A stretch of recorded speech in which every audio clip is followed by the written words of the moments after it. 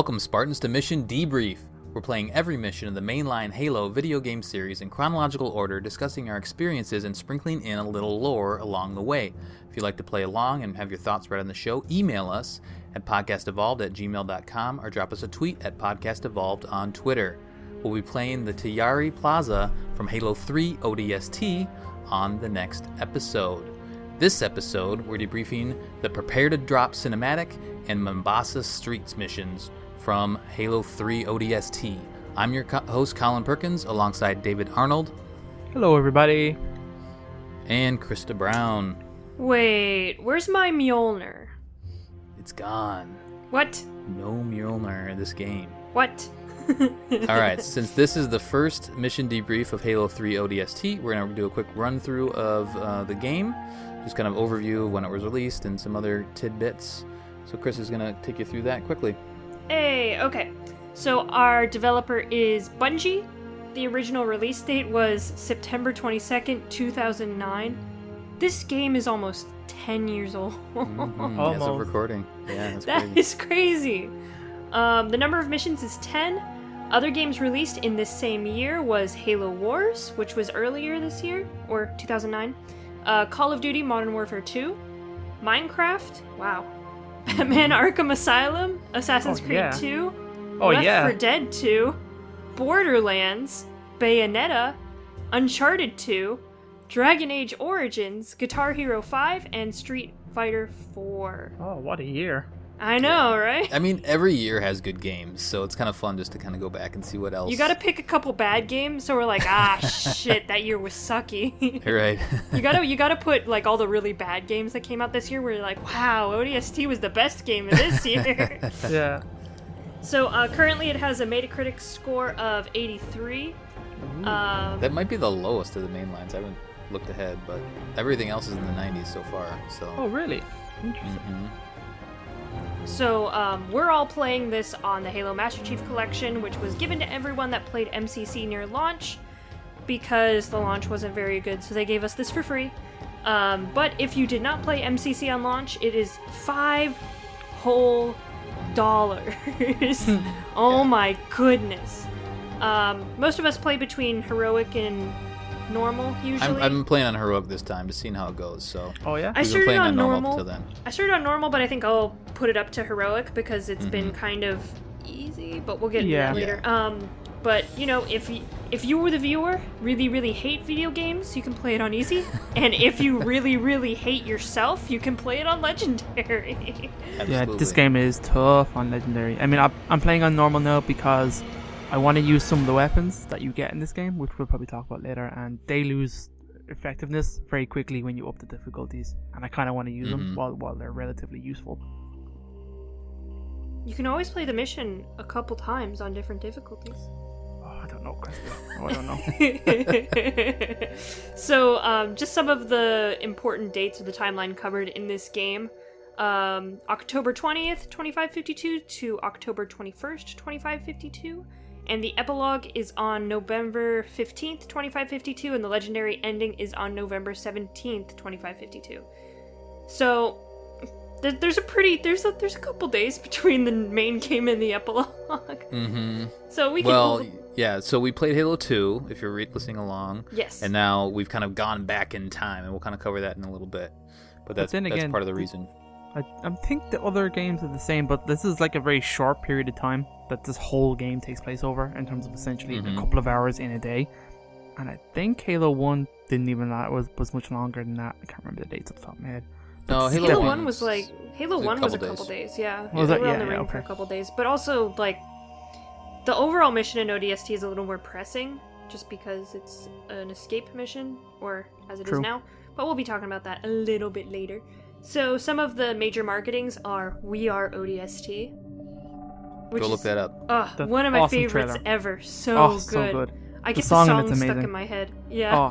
It's so good. So that is the live action short that they shot for ODST, very similar to the ones we saw in Halo Reach. And then 1020. You guys remember watching that?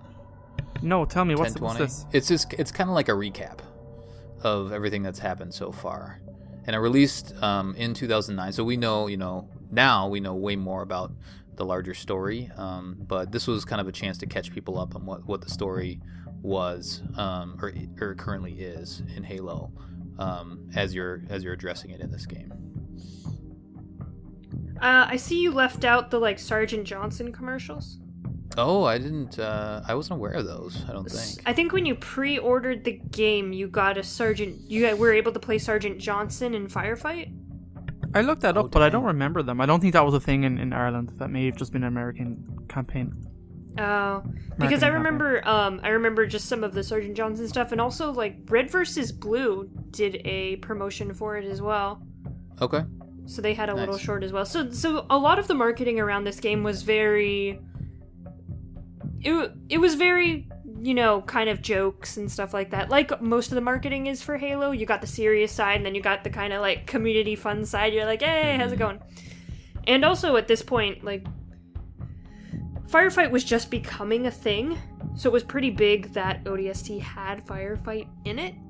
You're talking about like in video games? Yeah, in 2009. Yeah. It wasn't as widely accepted as it is now in a bunch of different games, because a lot of games have firefight modes. The horde mode?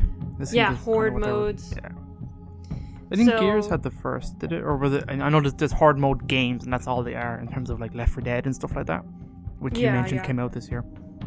But it was super unique to Halo, and still exists now. Like, people love it. I love it. I was never very good at the ODST one, but it's good. Yeah, people still go back to ODST just to play the firefight, because the firefight is one of the hardest in Halo. Just because you don't have Mjolnir, you don't have overshields, you don't have a lot of stuff. Okay, just some additional media that has to do with the characters and just this ODST group. The Halo Helljumper comic features Romeo and Dutch, Operation Fireside, January 2552. Yep, and then that was just earlier in the year. Yeah. And it's good. I enjoyed that comic. I just went back and reread it, and it just provides a lot of kind of character of both Romeo and Dutch, but also kind of what the ODSTs are all about. It's a good read. It's a good intro to these characters. And then Halo New Blood and also Halo Bad Blood are post this game, and more. Halo New Blood is a couple years after. A good bit after. Yeah. New Blood is a couple years after, and then Bad Blood is right after Halo 5. So it's one of the newest stories in the Halo timeline currently. Both are very good. Both talk more about these characters. So if you play the game and you're like, man, I love these characters, I want to see more, those are really, really good novels to read. New Blood's just a novella, so it's really small, and then Bad Blood is actually a full novel. So that's the long and the short of Halo ODST. Thank you very much. All right, so now we're going to take you back in. So we finished Halo 2, and now, remember I kind of talked about it in the middle of that season, is that after the slipspace jump, Regret causes that big kind of explosion, and there's an EMP blast is what kind of was the resulting explosion there. So now we're just gonna kind of catch up there. So that was Metropolis. So in chronological order, we just finished Halo 2 Metropolis. And so in that mission, we crossed the bridge, that extra long bridge, with some explosive tank goodness. Master Chief takes down the Scarab that was terrorizing New Mombasa. The Prophet of Regret decides to make an in-atmosphere slipspace jump, but not before Miranda Keyes, Sergeant Johnson, and Chief can tail them through the rupture. The resulting EMP blast levels New Mombasa. So Chief, Miranda, and Sergeant, they're off. They're going to save the world in a couple weeks. Meanwhile, aboard the UNSC heavy cruiser Say My Name, ONI operative Veronica Dare assumes control of Alpha 9, a group of hard-nosed orbital drop shock troopers led by Edward Buck. After some character introductions via some man-squabbling, the squad prepares to drop to board the Prophet of Regret's ship that's hovering above the surface of Earth. However, Dare has other plans and shifts the team off course right before Regret makes the in-atmosphere slipspace jump. Then the EMP blast disables the pods and they just plummet down to Earth. 6 hours later, so 6 hours after that happens, now we're waking up as Rookie. We're playing as Rookie now. Inside his pod, and he drops down to the streets of New Mombasa, he sets out to track down his ODST squad mates. So as we mentioned earlier, this date of the game is 10/20, October 20th, 2552. I want to read the opening scroll. It really said, like, this is a sad game, kind of like Reach. Yeah. Remember that mood that Reach said? Is just like, oh, everything's depressing. We're all gonna die. So this kind of has a similar feel at the beginning here. So I just want to read that scroll. It's dark. It's stormy. It must. I guess that setting is taking place during. It's so immersive too. Yeah. Totally. I started up the game. I was like, oh, okay, I gotta play ODST now. Okay, whatever. And then that scroll happened, and I'm like, instantly back in the game. Yeah, me too. Like crazy, because I was tired. It was late at night. I'm like, I should get a mission done right now, just get it done. And then just instantly, I was excited for the game. I was in the world, and I was ready to go. It was crazy. Yeah, absolutely. All right, so the year is 2552. Humanity is at war with the alien race known as the Covenant. We are losing. The Covenant have burned our worlds, killing billions in their genocidal campaign. Earth is our last bastion, a carefully guarded secret, but not anymore. A Covenant carrier has breached Earth defenses and attacked the African megacity New Mombasa. Initial reports confirm major damage and heavy civilian casualties. Now, military leaders of the United Nations Space Command have prepared their response. Teams of highly trained orbital drop shock troopers are ready to assault the carrier from Navy ships in low orbit. This is a near suicidal mission, but these troopers are the best of the best, and saving New Mombasa could be the most important mission of the war. So good. I just have a comment on this. Yeah. A couple years ago, I had just moved to Florida. I was making friends, and one of my friends hadn't played Halo. I'm like, let's play the Halo games together. So we were playing through the games. I think we got to Halo 3, and then we went back to ODST. Mm-hmm. And she saw the opening scroll, and she didn't realize we were losing the war against the Covenant. Right. Oh, really? Mm-hmm. Because she's never read the books. She's only seen the story through Master Chief's eyes, and every single game ends in a victory. True. Well, except for Reach. Did you play Reach with her? I was playing in release order. Okay, yeah. So Reach was going to be after. Yeah, we hadn't gotten there yet, but she honestly thought that we were winning the war. She was shocked. She's like, "We're losing?" I'm like, "Yeah, we're losing real bad." So I think this game and Reach are very good storytelling devices that tell you what's happening behind the scenes and not through the eyes of Master Chief and his crazy campaign against the Covenant. Because Master Chief wins. That's what he does. So it's really interesting to see Spartan 3s and ODSTs who aren't as big of winners as Spartan 2s just in general, and just see how dark and dismal it gets. It gives you a perspective on this is more than just Master Chief's story. There's a huge war going on that affects a lot more people. The other thing, I just want to mention it here. We'll probably talk about it at length in a recap show or the next series, which is Halo 3. But this game came out in 2009, ODST. Halo 3 was 2007, I believe. Mm-hmm. And then Reach was 2010. So ODST and Reach were kind of the last two games that Bungie developed, and neither of them involved Master Chief. It's just kind of interesting note. That is interesting. Also, It was kind of interesting there that this game was supposed to be DLC for Halo 3 and was originally called Halo 3 Recon, and then that's what it was. And then it became a bigger thing, and then they changed it to Halo 3 ODST. And I remember that being a big announcement, that it wasn't DLC for Halo 3 anymore. It is now its own game, its own standalone game. That was like hugely fascinating at the time. Like, it was a big ordeal when they changed Recon to ODST. The E3 trailer is out there. You can go watch it on the web. Joseph Staten, who was largely involved in this, him and a small team of Bungie team members, really, pushed this game forward. So go have a look at that if you're interested. And they also do tease Reach in that. So yeah, lots of cool stuff. But let's get into the mission. At least this initial Mombasa. Well, let's talk about the cinematic. That's the other thing we're going to cover. David, do you want to cover off on that? So we haven't heard much from you yet. Sure.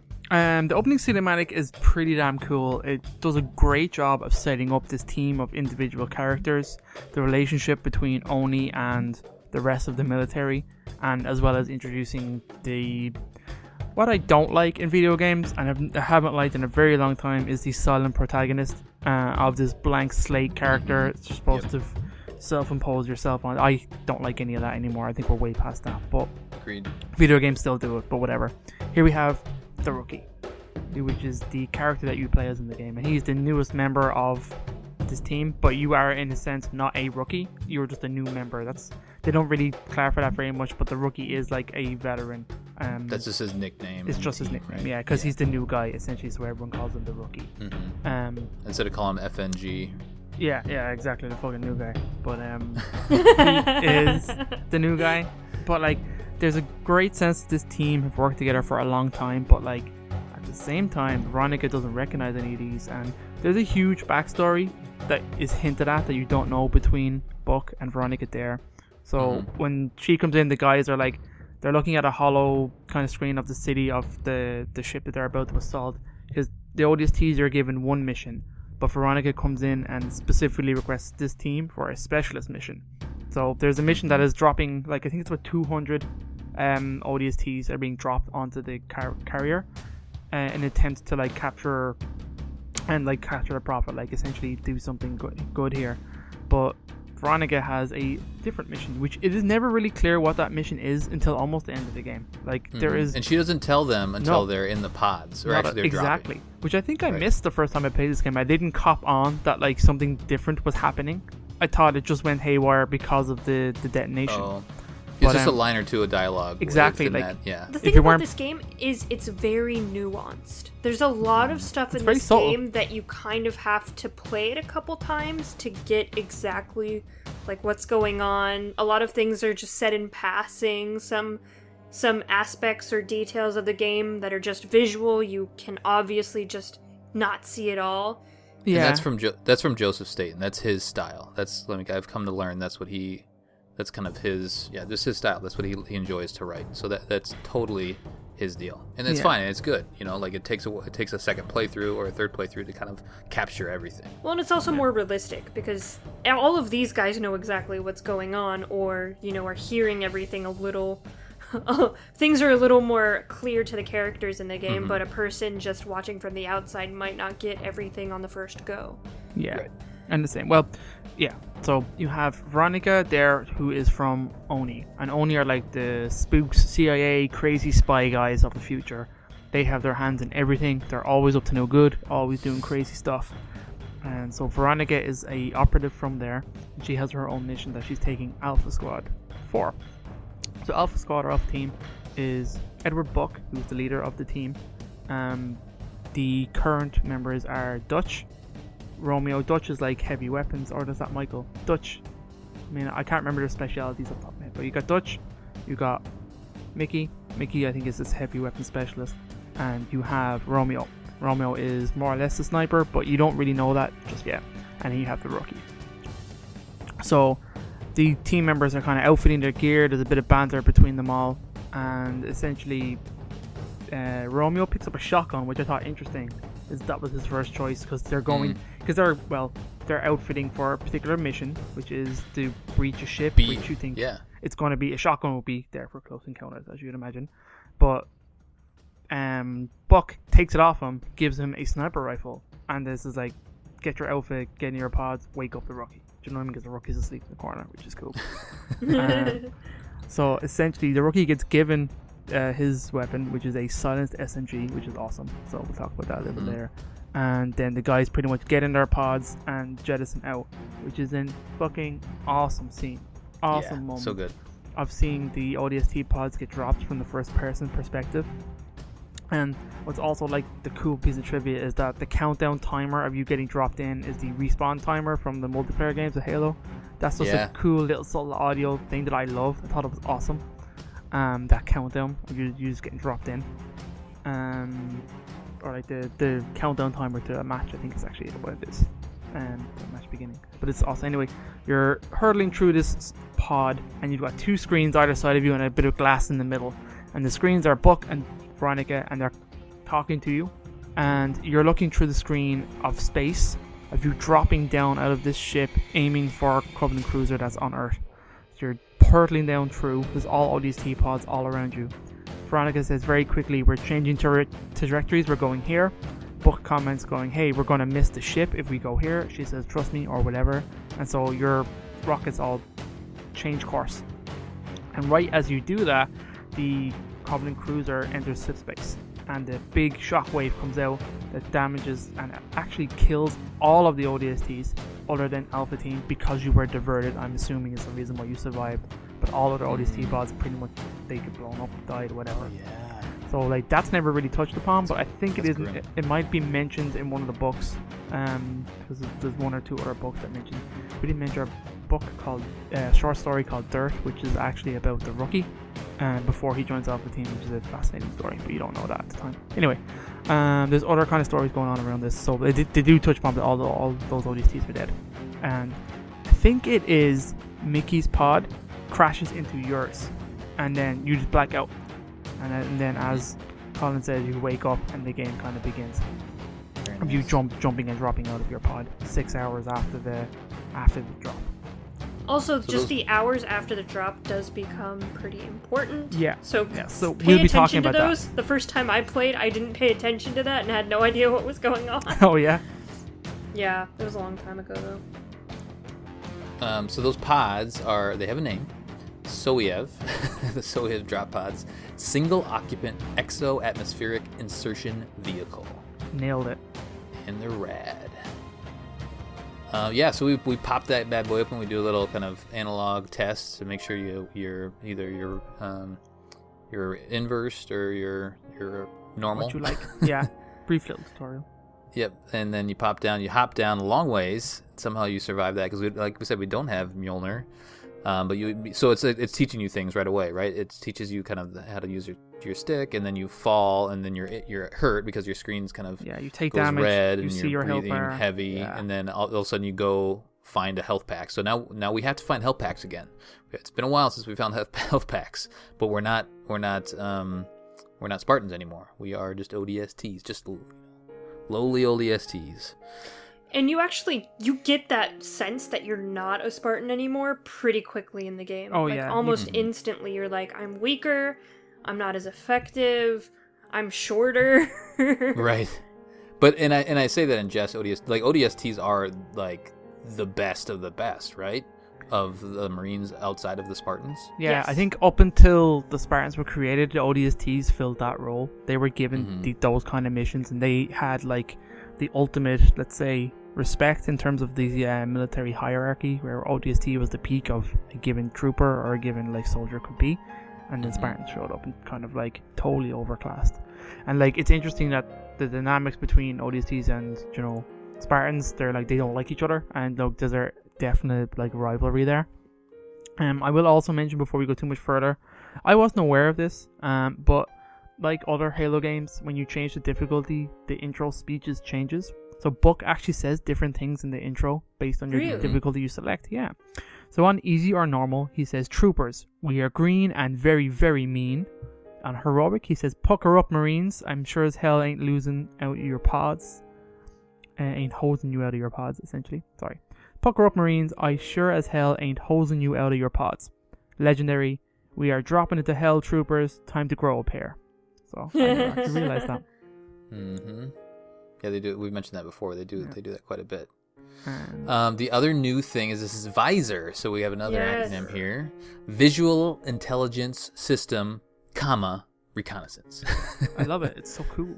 Yeah, Visor's Except when it's like really bright outside. Yeah, then it's Yes. Then I you're actually like that too, blinded. though. Well, it's Yeah. it's very immersive. good. Yeah, absolutely. The other thing that I noticed is I went back to Halo 2 to see if this was there, but I don't think it was there. Is you can see kind of the lines of your helmet now.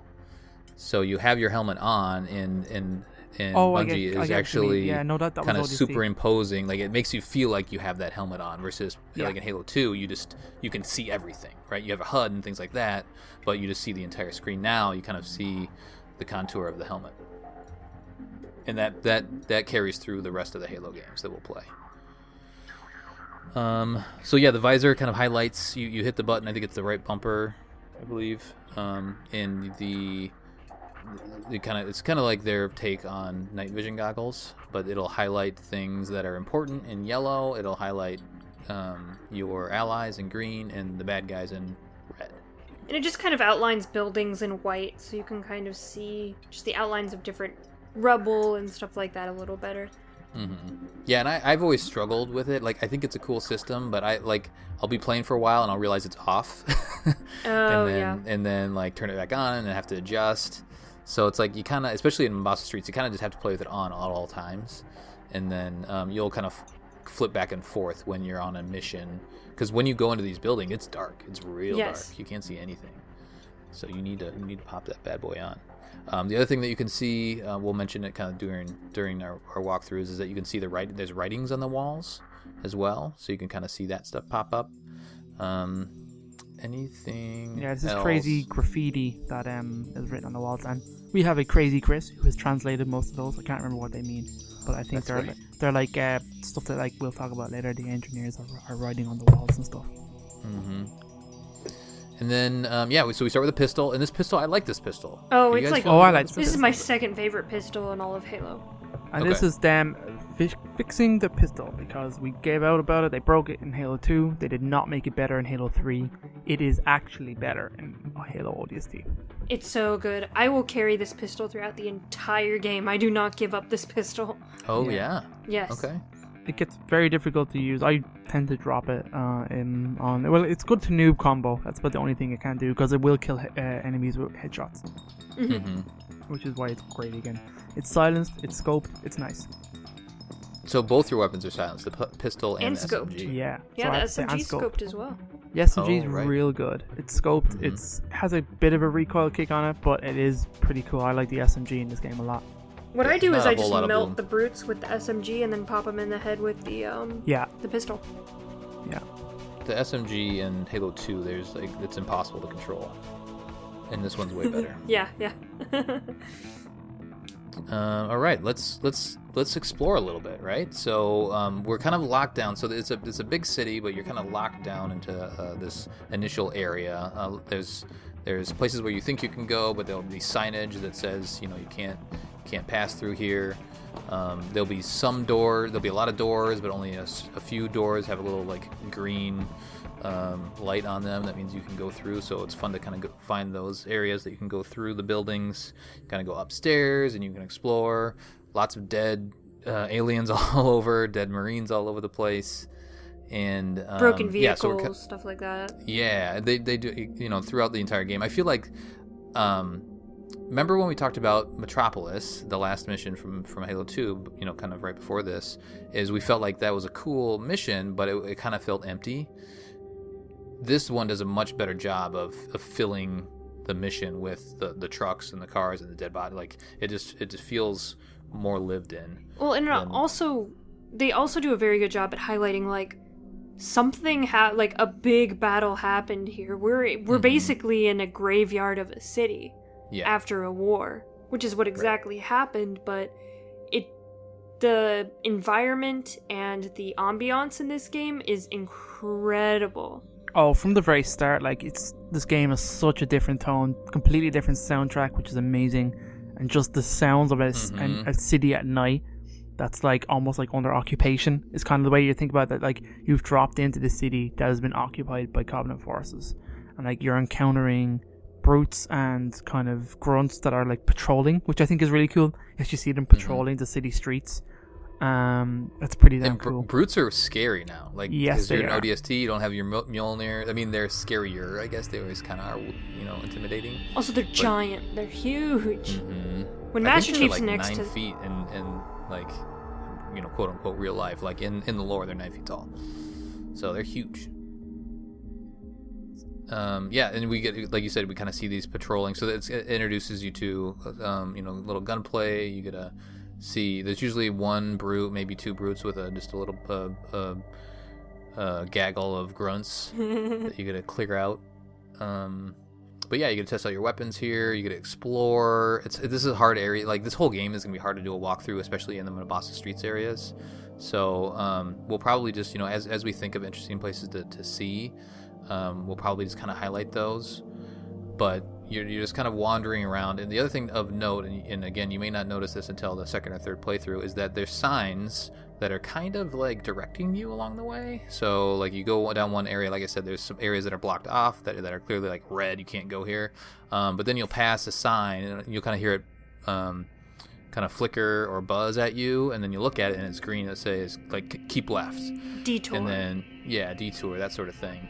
And then you'll also, when you pop on your visor, you'll see those symbols on the ground, kind of in directing you as either something of interest or the next place to go to. So you're being guided, even though you are in this open area. Yeah, you gotta pay attention because there's audio cues in terms of like those signs talking to you, like something is talking to you, and there's also like a lot of things to see. It is very visual. Pay attention to the signage you see around you. It's kind of interesting. It will tell you if you're in a dead end and stuff like that.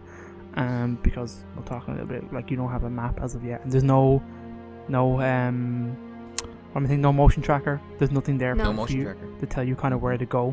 No mini map. No mini map either. Yeah. Yeah, you can't. Yeah, go ahead. There's almost no way of navigating except for eventually you get a map in your menu, but you can't really mark things. Can you mark things? I think you can mark you can, waypoints. But when you get lost and you look around and you see something that says, detour, keep left, you're like, what? But it's something that's completely missable. You can miss it on your third playthrough, your fourth playthrough. You can keep missing it unless you are really paying attention and you kind of know what's going on. Well, I think a lot of people will miss it because they're usually playing Halo with friends and split screen, and they're talking to each other on the couch. I would recommend doing that. This is a fun game to do that, but also take the time and play through it with headphones in the dark on a stormy night by yourself, right? And crank up that sound because it's good. All right, so as we mentioned, we it's going to be a tough one to kind of walk through, but we see some grunts and some brutes, and then you do get to a specific spot here where I think there's a city circle square area where there's a couple more brutes and some grunts, and then you think you do have to clear out that area, or you can run past a lot of this stuff too, like in all of Halo, but you will get to a point where you need to go through a door. And then inside that door is just a bunch of grunts that you get to clear out. Some of them are sleeping as usual. I found this room hard on Legendary, probably just because it was so confined. But anyway, you can kind of get through this area. There's kind of tall grass in the middle of it. You kind of get through to the next area, and you're finding this beacon. You're following this beacon the entire way. Oh no, wait! Did I miss where you get the? Yeah. Where you get before you get to this map room, it says you contact the superintendent, so you access a computer. You hear a phone call. Yeah. Essentially, you hear a phone buzz, and you have to go over and you click this phone. It's highlighted in yellow. So both those audio visual cues are important. Things that are in yellow are generally things that you can interact with, and it essentially puts this little bit of text in your HUD. Telling you superintendent contacted, Veronica Dare, access protocol, blah blah blah. You see like a password getting entered, and it goes downloading the map. And when you do that, you get a menu option in your screen. It's part of the VISR kind of like database. You get like a top-down 3-dimensional map on your screen, which is super cool. We never seen anything like it in Halo again, but it's super cool. And it essentially shows you the world in terms of like where you can go and where you can't go, and the cities like blocked off in different sectors. So you can see all the buildings, and you can finally see like a beacon, which now gives you waypoints, which is important in this game because you're always following a waypoint. And you can set your own if you like, and also there's various other things which will pop up on this map, which we'll talk about later in later episodes as they become relevant. So that's kind of cool. You'll always be accessing this map.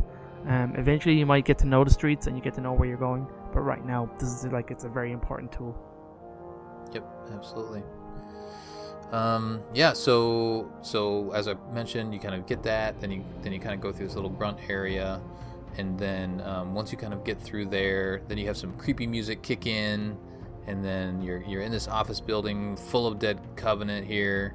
I did find an AR here, which I was very happy about. Yeah, you can find shotguns and ARs scattered around, as well as various other stuff. Yeah, I missed my AR in Halo 2, so I was happy to have that back. So then we kind of go through some other hallways. Like you said, there's some shotguns. At one point, you're kind of heading on the 3rd floor of a building, and some jackals come out of the side. So that's the first time you meet jackals again in ODST here. And then you hear that pinging. That ping, so you know you're close. And it gets louder as you get closer, and then you have your visor on, and it highlights Dare's helmet is stuck in the monitor. And what? Okay. So you kind of go in there. We kind of cue the cutscene at this point here, as you kind of go and you yank out that cutscene, and then you hear in the background as you hear Buck talking to Dare. So it's kind of just a recap of that earlier cutscene that you had seen. And then we go on to the next mission from here. The first. So these missions are the Mombasa streets. You'll kind of keep coming back to Mombasa streets, and it's kind of this open area. But then the individual missions that you trigger once you find the beacon are linear.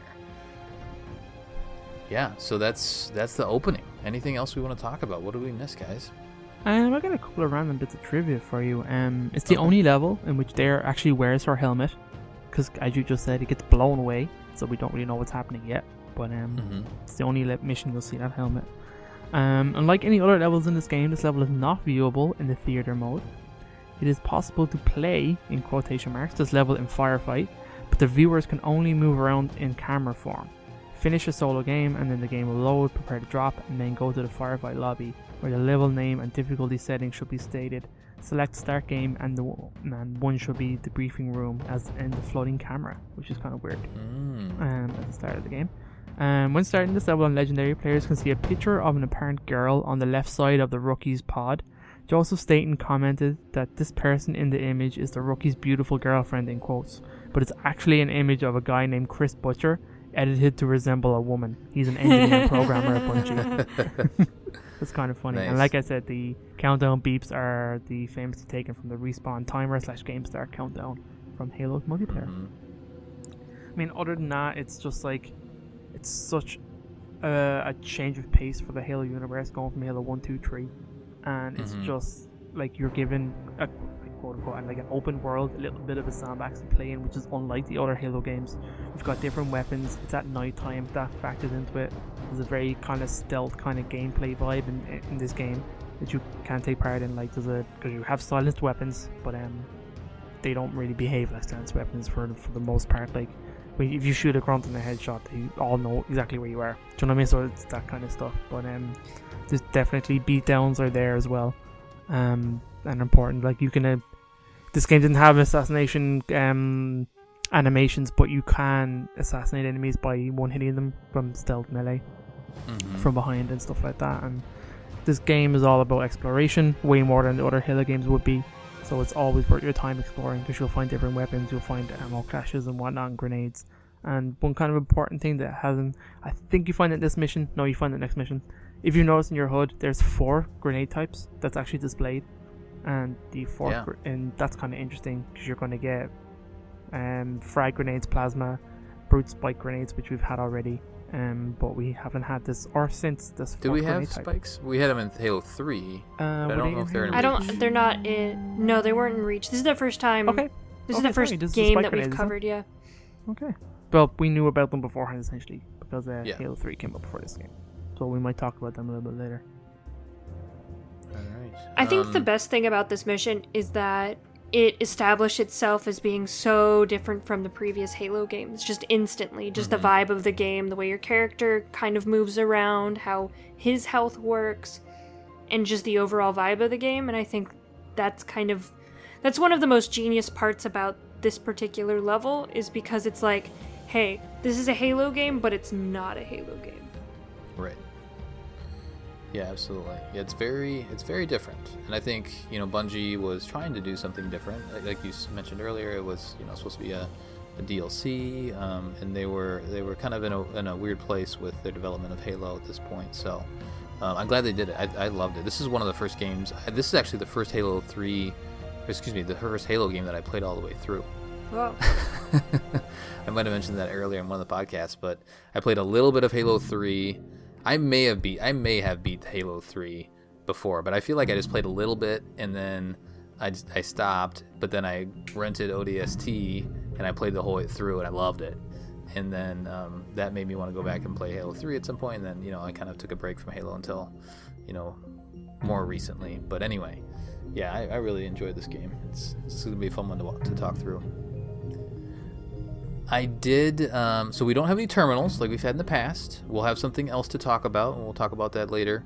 But I am posting questions. So since, David, you've talked a lot recently, Krista, are you okay taking the postings that I made? Sure. There's in Facebook, it's just a couple down. I just talk about the visor.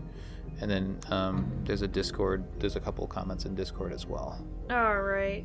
Can we have like do music or something like that? Yeah, sorry I didn't prepare you for that. You're fine. That's okay, Colin. Why don't you tell me what weapons did you use in this mission? Did you use the AR? I like using the alien weapons. I use the AR, but then I'm usually using the alien weapons in this game. For some reason, I'm not. I think this game, more than others, I feel like I'm running out of ammo a lot.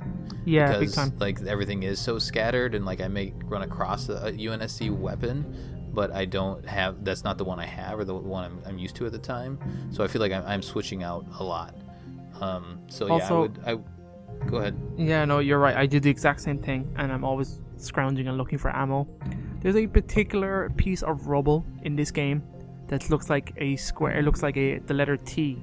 And every time I see this piece of rubble on the ground, I think it's a pistol, because the pistol almost has the exact same shape and color as this thing. And as soon as I started this game again, I was like, oh, I remember this. And I'm running up to this bloody piece of rubble, and it's not a pistol. It's not ammo. And it's so frustrating. I don't know what. Just from a distance, it catches my eye every time. And I'm like, is that a pistol? And I go to This game is all about flashbacks to playing, like, the first time you played it, or playing it earlier.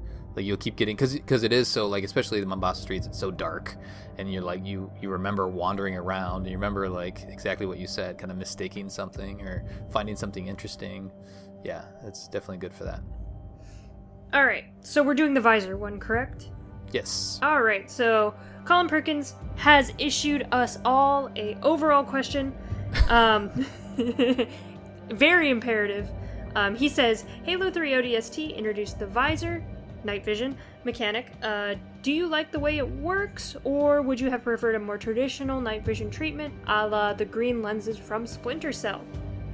So Tyler says, this made it unique to ODST, because it wasn't a normal, like a system that we see in all games, really. Yeah, like I said, it's mostly that green lens, right? Like night vision is that high pinging sound, and then everything goes green, right? Yeah.